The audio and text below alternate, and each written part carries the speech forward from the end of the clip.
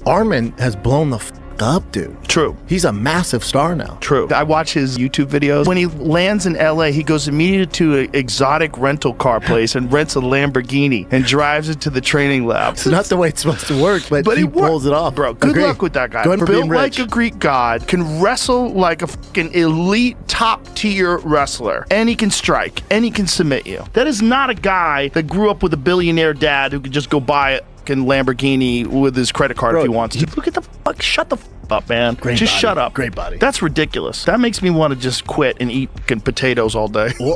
It would be an impressive win if he gets it done. Mauricio Ruffy is no joke.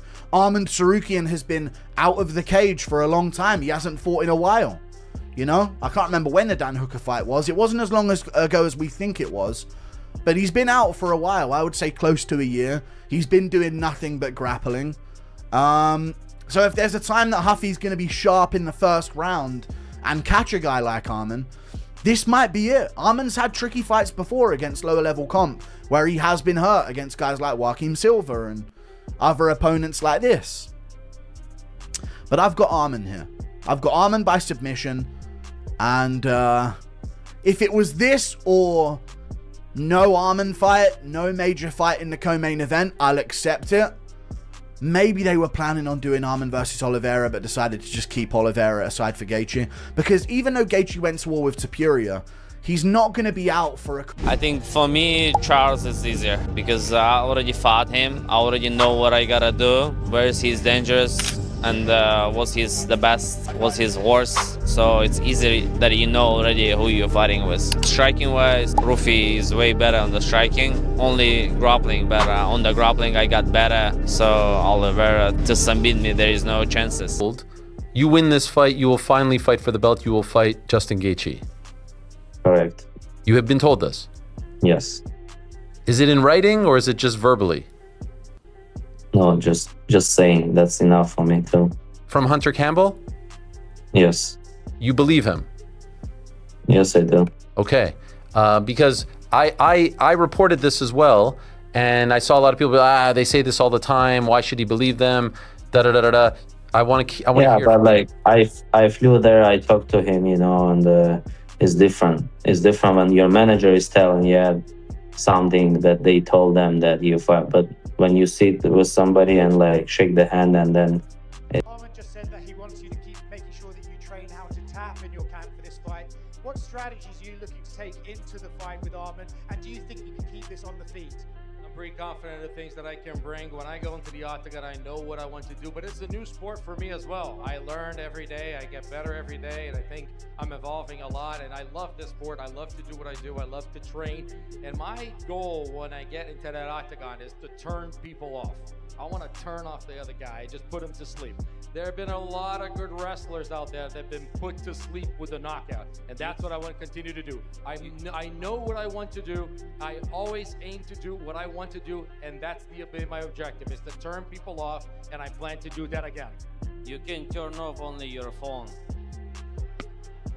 Almost a bloody year. Yes, he's the master of the side quest. Yeah, he's out there wrestling at RAF. He's doing all kinds of shit. Tsarukyan running Faber off the mat. He's staying busy. He's certainly staying in the public eye with the help of Nina Drama, flying all over the world in his private jet, doing podcasts, just doing appearances, enjoying life, eating caviar, right? Just living it up. The son of a billionaire. Why wouldn't you do that, right? And he's taking on Mauricio Ruffy. Now, Mauricio Ruffy is a very dangerous guy. We saw him at the White House. He absolutely smoked Michael Chandler. And that was one-way traffic all day long. Against Rafael Fiziev at the start of the year. The man's been busy. This is the third fight of the year, by the way.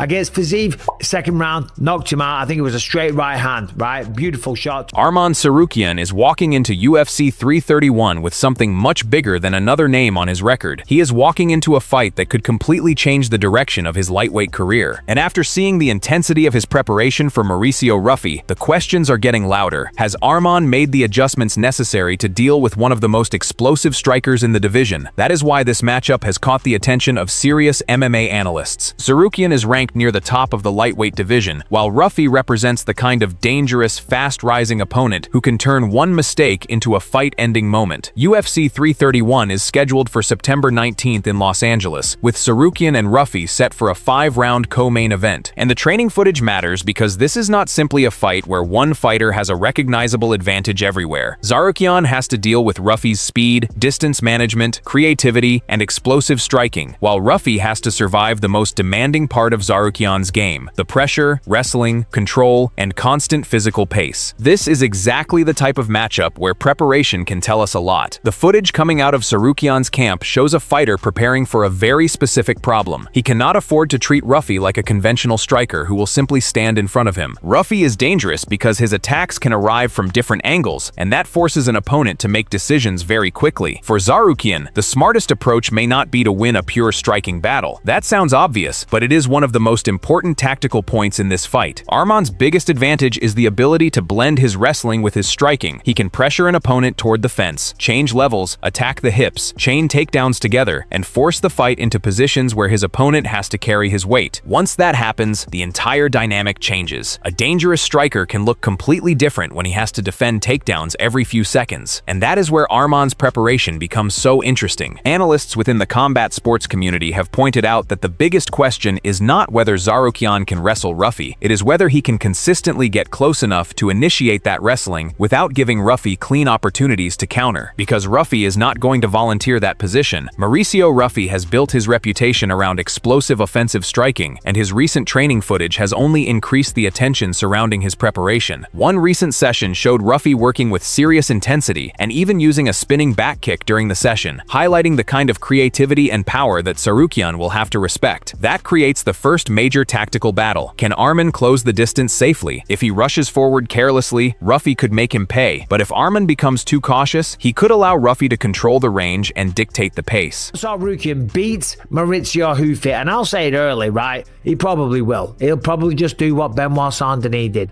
Mauricio Ruffy, he's awesome to watch. I mean, look at that spinning wheel kick over Bobby Green, right? It was phenomenal, but more than likely he's going to get taken down. Arman Tsarukyan, especially in Los Angeles, right, with a massive Armenian community, right, he's going to have a lot of support in the building. That's why he's on the card. That's why he was fighting Islam Makhachev there, right? He's probably going to ragdoll him, but he's going to have to make some noise on the microphone because Ali said for Justin Gaethje, it's only going to be a big fight, okay? Is that a big enough fight? Well, some might argue that that doesn't even matter, right? Because he's the #1 contender, and when you're taking out prospect after prospect and you're beating people like Mauricio Ruffy, who's up there in the rankings, then he deserves it. And I agree. Okay. And this is where Joe Rogan's perspective on elite MMA becomes relevant to the broader discussion. Without putting words into Rogan's mouth or inventing a specific prediction from him, the kind of matchup he regularly analyzes is exactly this. What happens when a high-level wrestler has to enter the range of an explosive striker? The answer is rarely simple. Timing becomes everything. Arman cannot just shoot from too far away. Ruffy's reactions are too quick, and his striking attacks can punish predictable entries. Instead, Tsarukyan will likely need to create reactions with his hands, feints, pressure, and movement before changing levels. That is what makes his striking so important. The goal is not necessarily to outstrike Ruffy for 5 rounds. The goal is to make Ruffy think about the hands long enough for the wrestling threat to become more effective. Once Ruffy starts worrying about being taken down, his stance can change. His feet can become less aggressive, his attacks can become more cautious, and suddenly, the striker who looked comfortable at long range is fighting a completely different fight. But there is another side to this. Ruffy does not need to dominate every minute to win. He may only need one perfectly timed exchange. Several respected voices have noted that this is what makes the fight so difficult to predict. Tsarukyan has the more proven all-around game, but Ruffy brings a level of explosive striking that can punish even technically sound opponents. And Ruffy himself has made it clear that he sees this opportunity as a potential shortcut toward the lightweight title picture. He has publicly described a victory over Tsarukyan as a path toward a title opportunity. So there is enormous motivation on both sides. For Ruffy, this is the biggest step up of his UFC career. For Arman, it is about proving that he still belongs at the very front of the lightweight division. That second part is extremely important. Tsarukyan has already been close to the championship picture, but his road back has not been perfectly straightforward. He was previously scheduled for a title fight before injury forced him out, and he has since remained active while trying to rebuild his momentum. Now he has another opportunity, and according to recent reporting, a victory over Ruffy could put him in position for another championship opportunity, although Tsarukyan himself has acknowledged that nothing is guaranteed. That changes the pressure. Arman is not fighting merely to win. He is fighting to convince the UFC that he is the next man who deserves to compete for the belt. That means mistakes become even more costly. If he spends 5 rounds fighting cautiously and barely survives, the result could be very different from what happens if he dominates Ruffy with his wrestling and control. And that is why the first round could tell us almost everything. If Ruffy is able to keep the fight in open space, land his combinations, force Arman backward, and make the wrestling entries difficult, suddenly the underdog's confidence will grow. But if Arman gets an early takedown, controls Ruffy against the fence, and makes him defend repeated attempts to escape, the fight could quickly move toward the kind of battle Tsarukyan wants. The cage could become Arman's greatest weapon. I spoke with you backstage and you said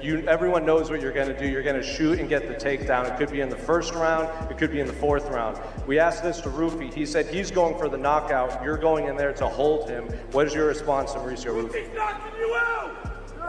I mean, he can think whatever he wants. He's gonna do his job, I'm gonna do my job, but I can knock out and I can wrestle and I can choke, but he has only one weapon, knocked out, so I have more weapons.